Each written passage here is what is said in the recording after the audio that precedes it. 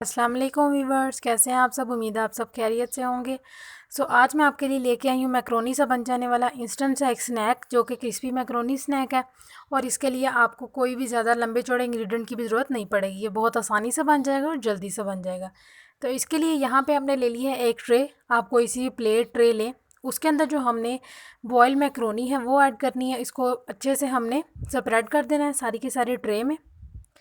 इसको हमने 80 to 90% cook करना है, हमने फुल कुक नहीं करना, क्योंकि हम इसके एकदम क्रिस्पी सा स्नैक बनाएंगे तो उसके लिए हमें सिर्फ इतनी ही मैक्रोनी चाहिए।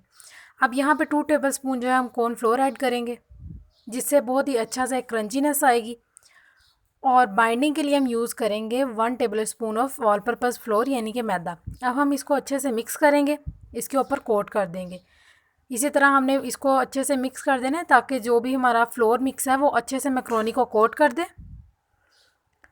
मुसलसल हम इसको करेंगे। यकीन जाने ये बहुत ही इंस्टेंट बन जाता है, बहुत ही जल्दी और सुपर क्रिस्पी।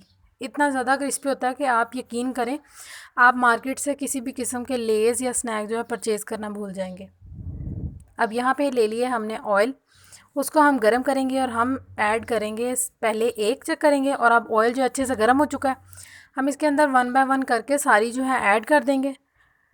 अब हमने जितनी भी मैक्रोनी ली थी हमने उसको एकदम नहीं ऐड करना, हमने 2 बैच बना के उसके अंदर फ्राई करना है। और जो हमारा ऑयल होना चाहिए वो फुल हीट पे गर्म होना चाहिए, क्योंकि ये ऐसा नहीं है कि कोई आलू या कोई ऐसी चीज़ नहीं है कि जिसको पकने में देर लगेगी। सो हमें यहाँ पे जो फ्लेम है वो हाई रखना है। और इसके अंदर अच्छे से हमने एक दफ़ा चम्मच हिला दिया है, तो ये बिल्कुल सेपरेट है। तो आप देख सकते हैं सिर्फ 3 से 4 मिनट के अंदर ये फ्राई हो गई हैं। अब हम इनको निकाल लेते हैं और दूसरा बैच भी इसी तरह फ्राई कर लेंगे। करें बहुत ही मज़े का होता है, फ्लेवर आप इसको जो आप चाहें दे लें। सो आप ये देख सकते हैं एक बैच जो हमारा अच्छे से फ्राई होगा, दूसरा भी फ्राई हो चुका था। इन सबको मैंने एक बोल के अंदर रख लिया।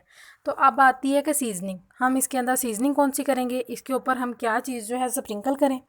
उससे पहले आपने अगर अभी तक मेरा चैनल सब्सक्राइब नहीं किया तो मेरे चैनल को सब्सक्राइब करें, क्योंकि ये बिल्कुल फ्री है। और बेल के आइकन को प्रेस करना मत भूलिएगा। ये देख सकते हैं कितने अच्छे से ये जो है तैयार हो गई हैं और इनके अंदर ऑयल भी बिल्कुल भी एक्सेस नहीं है। और एक तो ये बिल्कुल सेपरेट होंगी, और दूसरा आप अगर इनको सेव करना चाहते हैं तो आप इनको इसी एयरटाइट जार में भी रख सकते हैं। अब यहाँ पे हमने क्या करना है कि हमने इसके ऊपर चाट मसाला स्प्रिंकल कर दिया, छिड़क दिया, ताकि अच्छे से एक जो है वो स्पाइसी सा और खट्टा सा टेस्ट आए। आप कुछ भी ऐड कर सकते हैं, आप नूडल्स का टेस्ट मेकर भी जो है इसके ऊपर स्प्रिंकल कर सकते हैं, जो आपको फ्लेवर पसंद है आप वो छिड़क सकते हैं। ये हमारा रेडी हो गया।